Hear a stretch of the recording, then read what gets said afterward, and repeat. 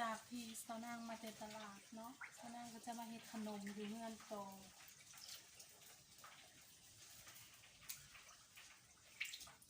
มาเบิ่งวิธีเฮ็ดน้ำกันเลยเนาะว่ามีอย่างแดงต้องได้ตีแป้งอีก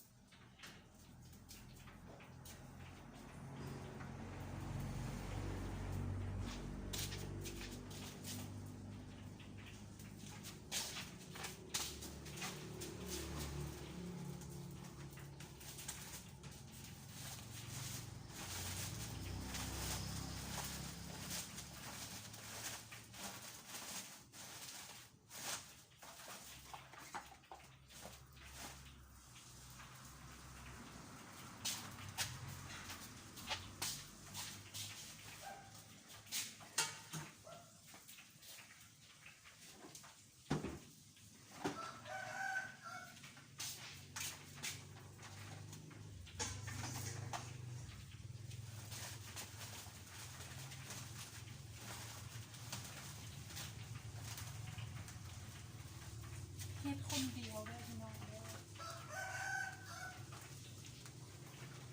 ตอนแรกคนจังแล้ว4-5 โมงนี่ก็จังแล้ว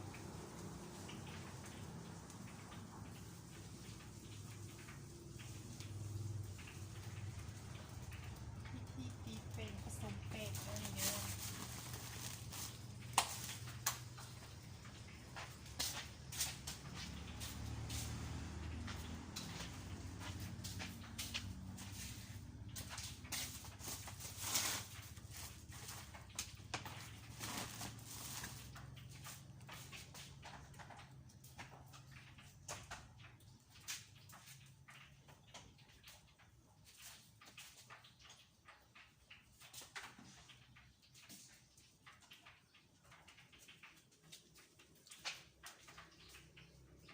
เฮ้ยเสียบไฟในโอ่งให้เด้อปลั๊กเสียบ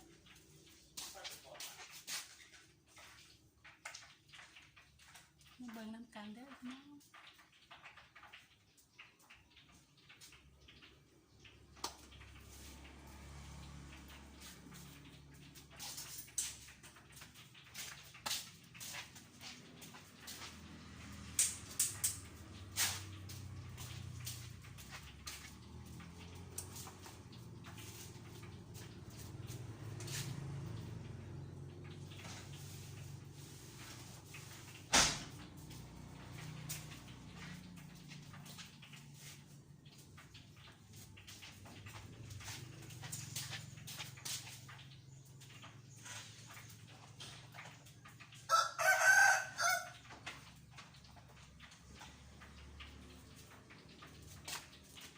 จะมาตีแป้งแล้ววันนี้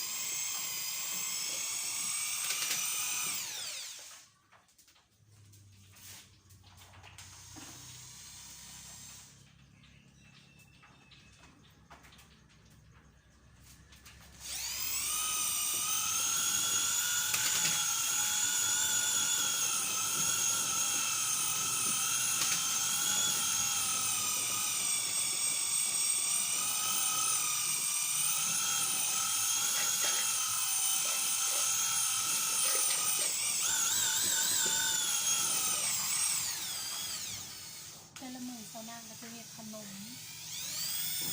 มื้อใดบ่เฮ็ดสาวนางก็นอนพักผ่อนมื้อใดได้เฮ็ดก็เฮ็ดจนค่ำพุ่นละจังแล้วคันได้เฮ็ดแล้วต้องเฮ็ด 8 โลนะคนละมือพันเห็ดเนาะ8 โลแล้วมันจะได้ 100 ถุงเลยแหละทันขายหมดแล้วก็นั่งจังเลยเห็ด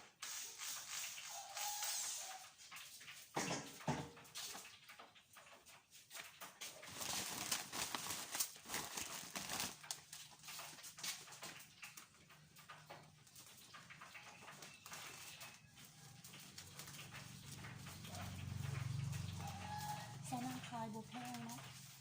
ขายยอสนั่งก็ขายถุง5,000ทันขายส่งลายส่งก็10 40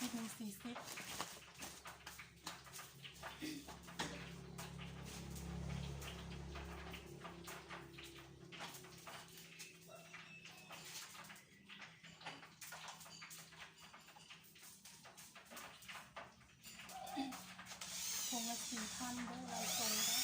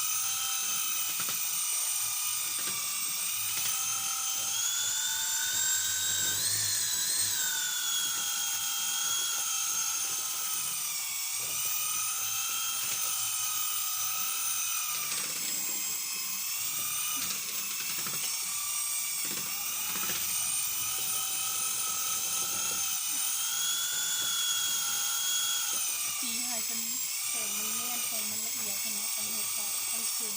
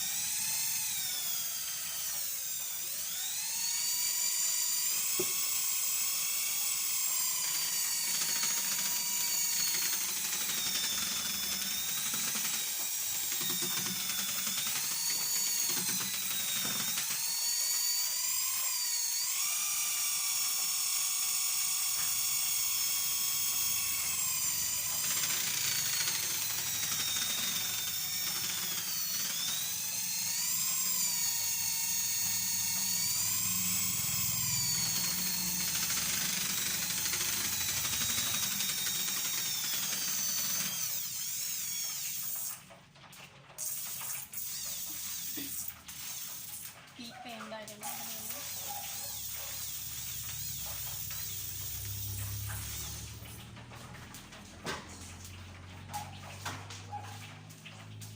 ังจากที่เราตีแปลงแล้วกระทาน้ำมันร้อนก็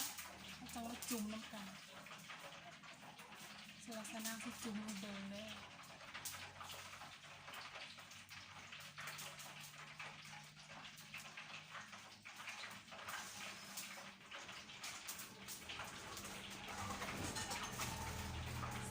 อปิดคลิปไปก่อนเนาะเพราะว่ามันยาวเพิ่นละแต่ตอนแรกสนางเคยลงให้เบิ่งใหม่เด้อตอนที่มันแล้วตอนที่สนางหายใส่ถุงเรียบร้อยแล้